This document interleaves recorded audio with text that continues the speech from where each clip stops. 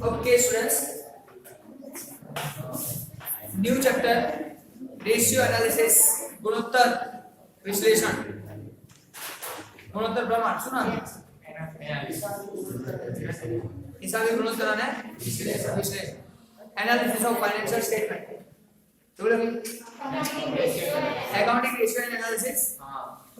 બસ. એક શોર્ટ માં કહેતો રેશિયો ગુણોત્તર. જો તમારામાંથી કોઈ લેક્ચર જોઈને આવ્યો હોય એટલે જોયું હોય ખબર હોય શું છે શું ratio?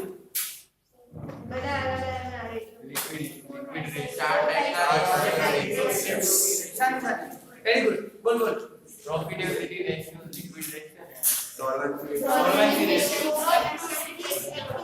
But solvency after chapter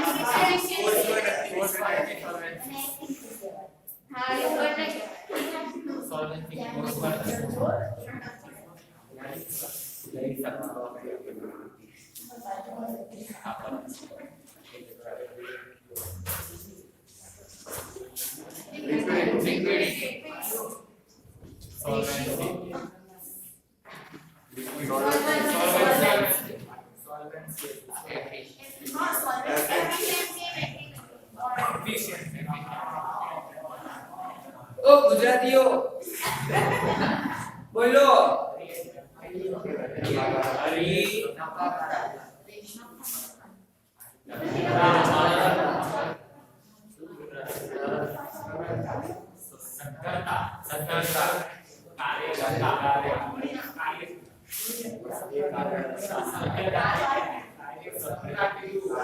હવે એક જેન્યુઇન ક્વેશ્ચન પૂછું છું. શું મેં લેક્ચર લીધો તો એટલે યાદ છે કે અંદરથી જોઈને યાદ છે? તો હું હેપી છું કે ક્લાસમાં નહોતો તો બી એ કામ થયું. Thank you. હવે આગળ વાત કરીએ. આ બધા અલગ અલગ રેશિયો ગુણોત્તર છે અને આપણે આની અંદર ટોટલ કેટલા છે? 4 पर તમે 2 ગણાયા क्योंकि उसमें दो हट गए थे. કયા વર્ષની વાત છે? પછી સોલ્વેન્સી હતું બસ. આમાં આમાં ખબર નહીં.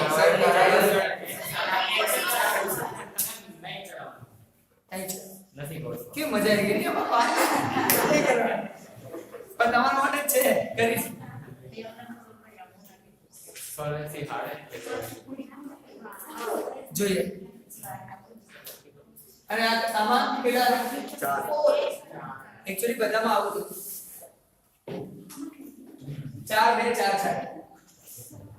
આપણે બધા 4 છે અહીંયા 2. અને તમારી તમે લોકો આ બનાવ્યું છે તો મને બહુ ગમે છે કે તમે લોકો આ કામ સારી રીતે કરી દીધું. હવે આ બધાના પેજ નંબર બી મેં કદાચ એમાં સુધાર્યા છે, મને ખબર નથી, યાદ નથી પડતા. તો આજે પેજ નંબર તમને કહી દઉં કે આ બધા કયા કયા પેજ પર નામ આપેલા છે. ખાલી નામની વાત છે.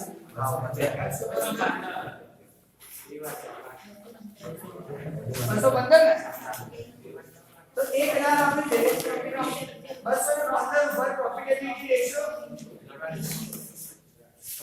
અને 223 પેજ નંબર 215 215 223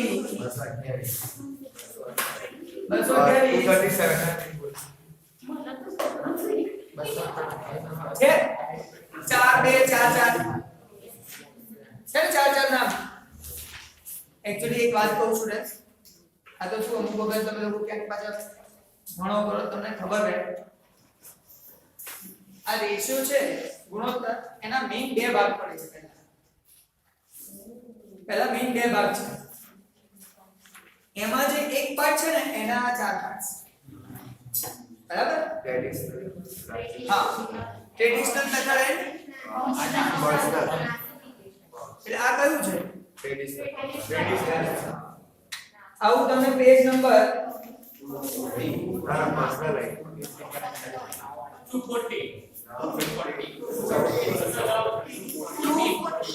214 214 એમાં ઉપર લખી જો ટ્રેડિશનલ ક્લાસિફિકેશન ફંક્શનલ ક્લાસિફિકેશન છે કોઈ ડાઉટ ટ્રેડિશનલ આપણે કરતા નથી અલ્યા ટ્રેડિશનલ ને ગુજરાતીમાં લખ્યું છે પ્રણાલિકાગત એટલે વર્ષોથી ચાલતી આવી બરોબર ટ્રેડિશનલ જૂની મેથડ અને ફંક્શનલ કાર્ય અનુસાર અત્યારે આપણે જે ચાર નામ લખ્યા ને એ કાર્ય અનુસાર લખ્યા છે ફંક્શનલ લખ્યા છે આ વન માર્કર ક્વેશ્ચન્સ હોય છે એમસીક્યુ અને વીએસક્યુ માં આવે છે ને આ વખતે મોસ્ટ આઈએમપી એટલા માટે કે 30 માર્ક્સ તો વન માર્કર ક્વેશ્ચન છે એટલે એની અંદર આ બધા આવવાના ચાન્સીસ ખરા એટલે પેજ નંબર 214 ઉપર તમને જે ડિટેલ આવી પછી એમાં નીચે લખી છે ટ્રેડિશનલ ક્લાસિફિકેશન પહેલું લખી એમાં ત્રણ આપ્યા છે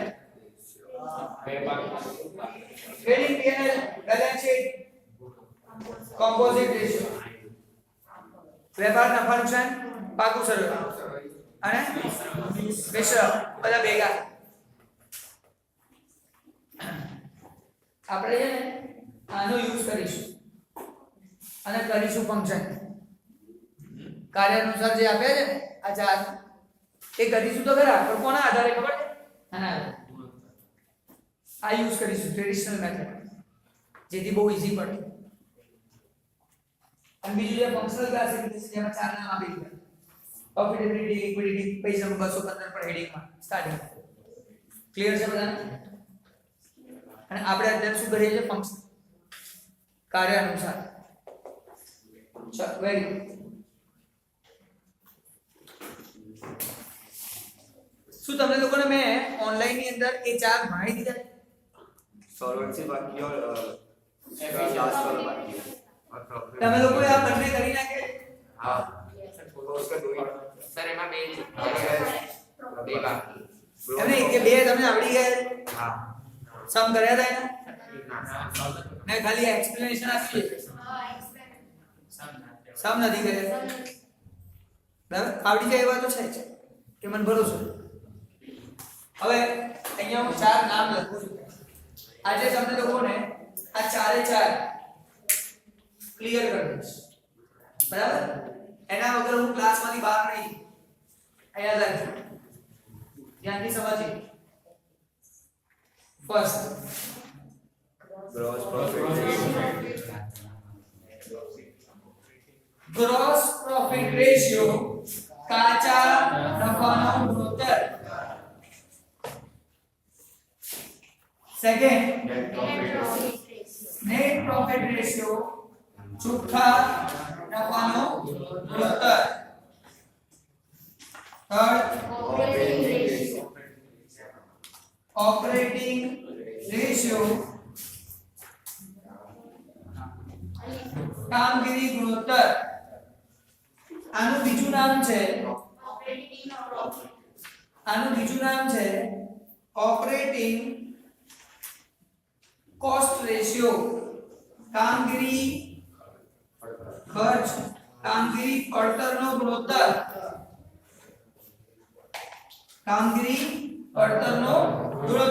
આ આનું બીજું નામ છે જે મેં તમને લોકોને નહોતું કીધું બરાબર અને છેલ્લું છે ઓપરેટિંગ પ્રોફિટ રેશિયો કામગીરી નફાનો ગુણોત્તર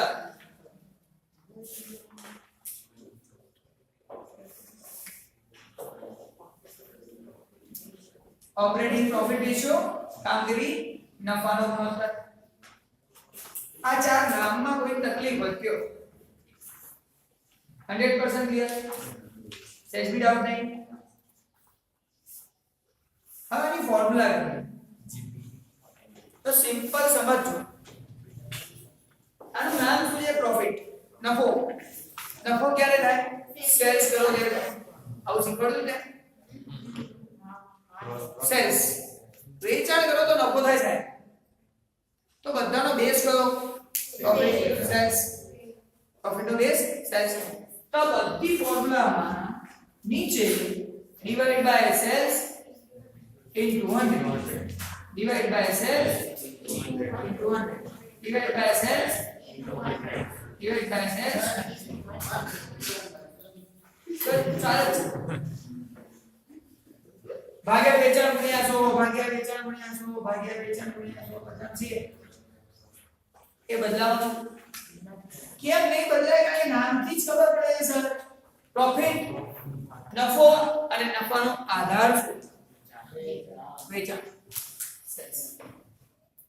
આટલું ક્લિયર છે કોઈ ડાઉટ છે સાહેબ ઉપર શું લખવાનું જે છે એ લખવાનું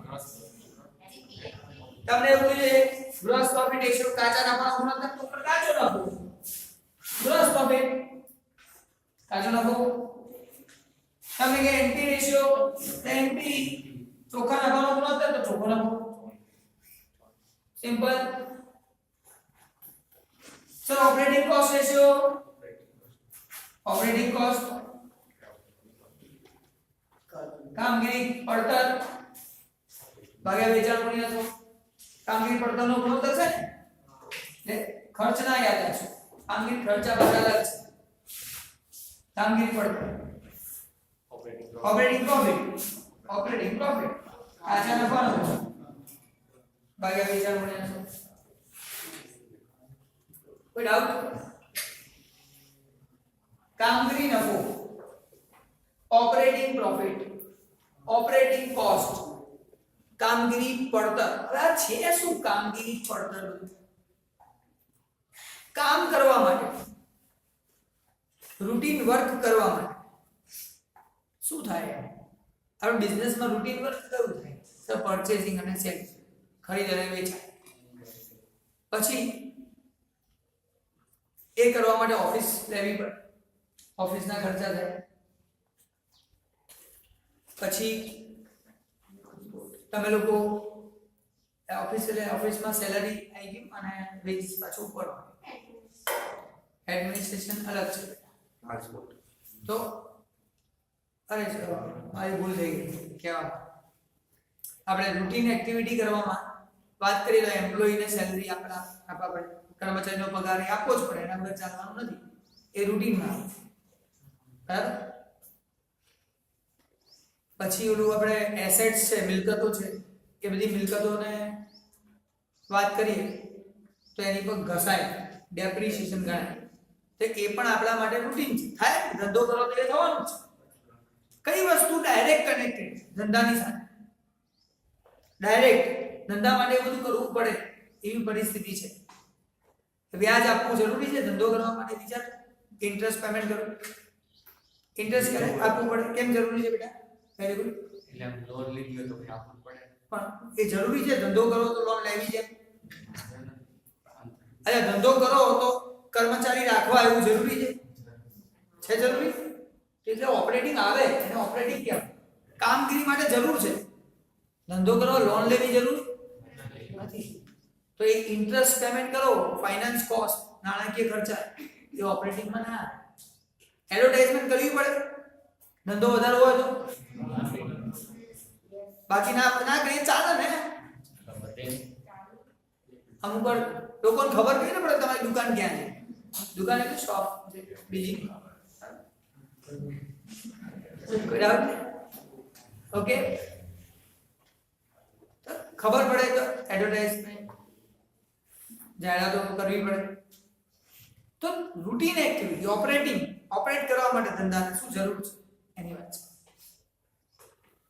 તો સ્ટુડન્ટ્સ બસ આટલું તમને થોડું ઘણું આવડે ને એટલે આવતું આવડી જાય આમાં કશું છે નહીં બહુ જ ઈઝી સખત પણ આ કરવા માટે તમને આવડવું શું જોઈએ ખબર છે પીએમ નફા નુકસાન રૂપક એટલે કે ટ્રેડિશનલ મેથડમાં લઈ જઈશ શું પ્રણાલીકાગત રીતોમાં લઈ જઈશ તો કોઈ બી સમ આવો કરવો હોય તો મેં તમને લોકોને આવું શીખવાડ્યું છેલ્લે જ્યારે ફાઇનલ એકાઉન્ટ ભણાવ્યું ને વાર્ષિક હિસાબો કરાવડાય ત્યારે મેં આવું કરાવડાયું પહેલા રેવન્યુ ફ્રોમ ઓપરેશન કામગીરીમાંથી ઉપજ અધર ઇન્કમ અન્ય ઉપજ ટોટલ ઇન્કમ કુલ ઉપજ આવું કરાયું તો ખબર છે કોણ નહીં ખબર એક કીધું તો આગળ કામ આવશે ચાલો કઈ અહીંયા કોણ ખર્ચા આ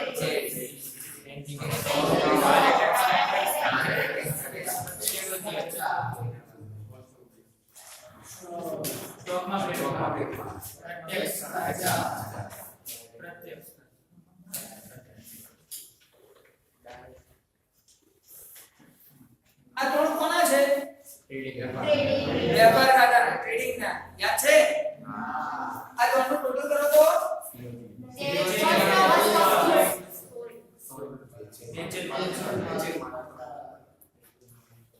યાદ છે ને? ભૂલ નહીં કરવાની. બીજા ચાર ખર્ચા હતા કથન સિવાય કોઈ નહીં બોલે. બોલો.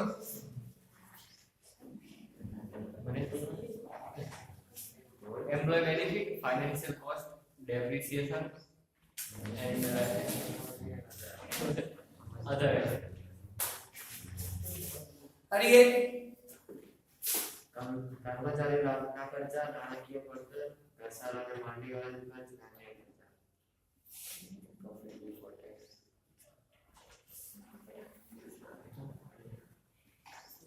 Profit before tax, provision of tax, profit after tax. Provision of minus provision of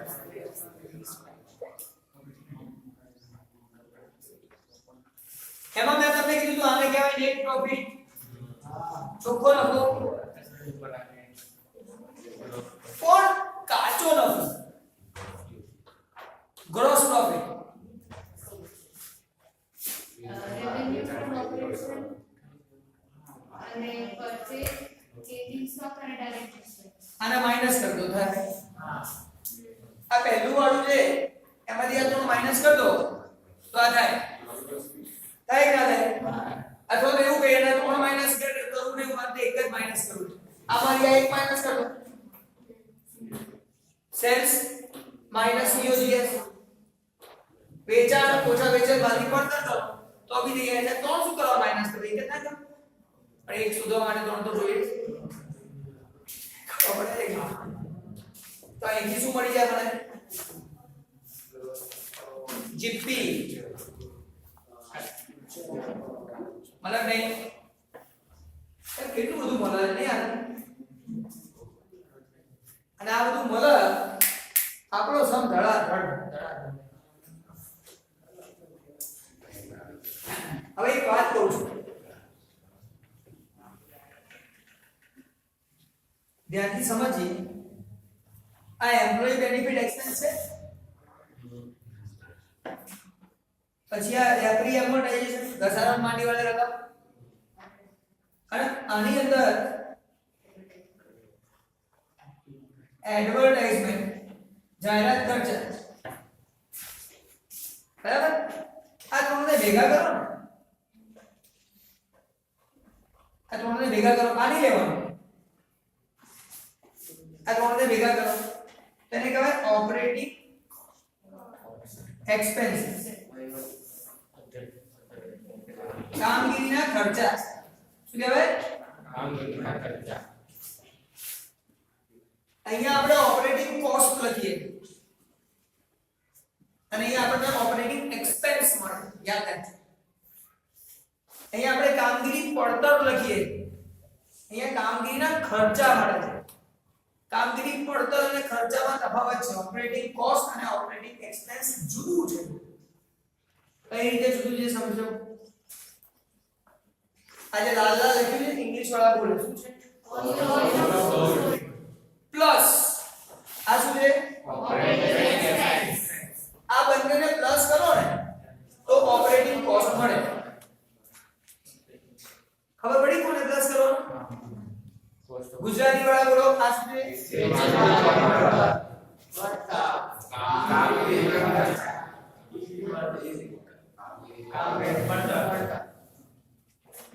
વેચાણ માંગની પડતર પ્લસ કામગીરી ખર્ચા. કામગીરી પડતર મળે. cost of goods sold plus operating expense is equal to operating cost. એટલે જ તમારી ટેક્સ્ટ બુકમાં પાછો આ લોકો શું કરે ખબર? અહીંયા ફોર્મ્યુલા બદલી નાખે. COGS plus operating expense. એટલે અમુક છોકરાઓ સારું છે તમારામાંથી કોઈ કીધું નહીં તો કે સાહેબ અહીંયા કોસ્ટ નહીં એક્સપેન્સ લખેલો છે. એટલે ભાઈ એક્સપેન્સ નહીં. આ બંને ટોટલ કરો એટલે કોસ્ટ થાય. કોને ડાઉટ છે? ગુજરાતી વાળાને ક્લિયર હશે. ગુજરાતી લખતો નથી. વેચાણ માલની પડતર ને કામગીરી ખર્ચા એટલે કામગીરી પડતર. ચાલશે? ભૂમિ ઓકે છે? એટલે આ ફોર્મ્યુલા થઈ ગઈ. અને આની ફોર્મ્યુલા હું ક્યારે યુઝ કરતો? હું કરતો જ નહીં. સાહેબ તમે શું કરો છો? એક જ વસ્તુ કરું છું.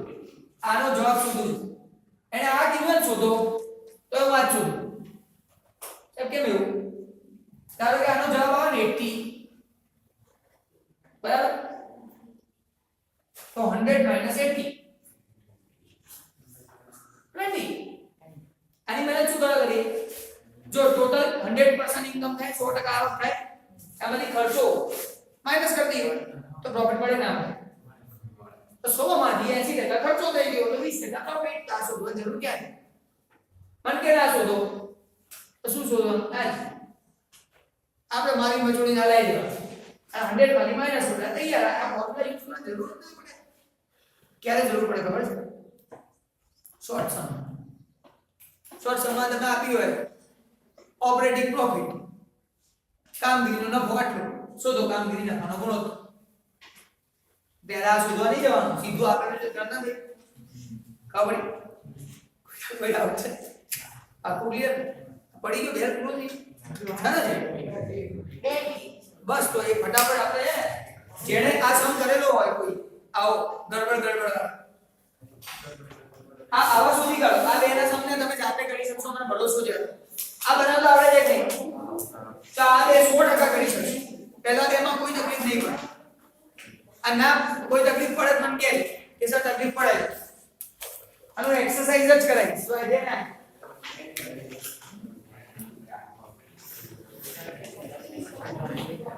ભાઈ 19 દાખલાઓ છે ટોટલ 19 સમ્સ. એ 19 દાખલાઓ કરો ને એ 19 નથી સોરી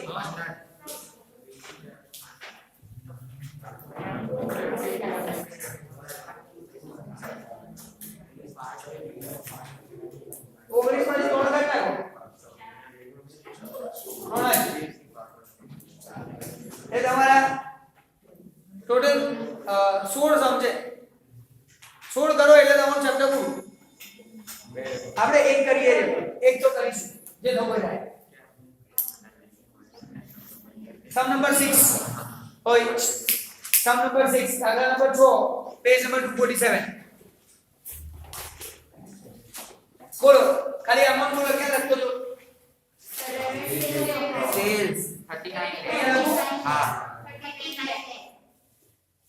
પછી COGS 25 lakhs. આ બધું જ આપી દીધું. નો સર પહેલા લીધું તે હા બોલો કેટલા? 25 લાખ. કઈ ખબર પડે છે ને? હા પછી સેલ્સ એક્સપેન્સ અહીંયા 75,000. પછી લોસ ડ્યુ ટુ એક્સિડન્ટ એ આમાં જ આવે અધર. બરાબર? કેટલા છે? 40,000. ફેક્ટરી એક્સપેન્સીસ ઇન્ક્લુડિંગ ડેપ્રિસિએશન એટલે ફેક્ટરી આવે ને તો અહીંયા જતું ત્રીજા વાળા આ ડાયરેક્ટ વાળા કેટલા છે? 50. પછી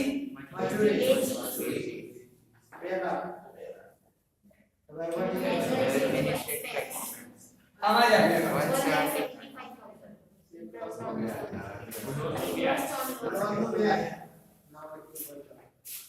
60,000. અધર ઇન્કમ ટેક્સ રેટ બસ આપણે શું શોધવાનું? Operating ratio operating profit ratio. આપણે તો એક જ આ જોઈએ ને. હવે COGS આમાં ક્યાં મળે બધું? આ બધાનું ટોટલ કરી દો તો મળી જાય ને.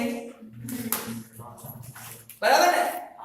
પછી આ તો લેવાનું નહીં, આ લેવાનું નહીં, બીજું તો લેવું પડે ધંધો ચલાવવા માટે આ 40,000 કયા હતા નુકસાન હતું એબનોર્મલ સિચ્યુએશન છે એવું ના લેવાય હા આનું થોડું બોલો 27,50,000 અને અહીંયા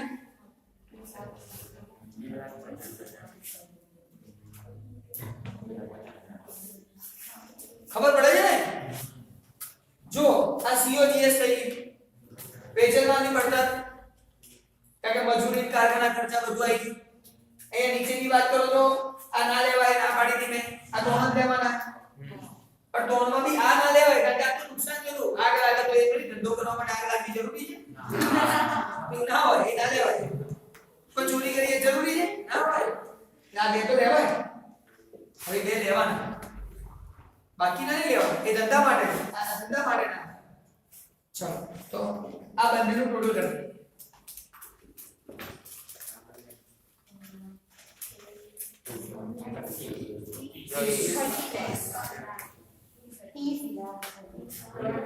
तो 30 लाख 30 लाख COGS आना जो COGS operating expense divide by into 100 sales कितना है 39 लाख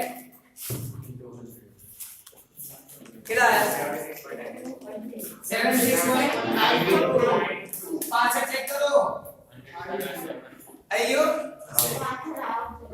પાછળના અવાજ આપણી કે ભૂલ છે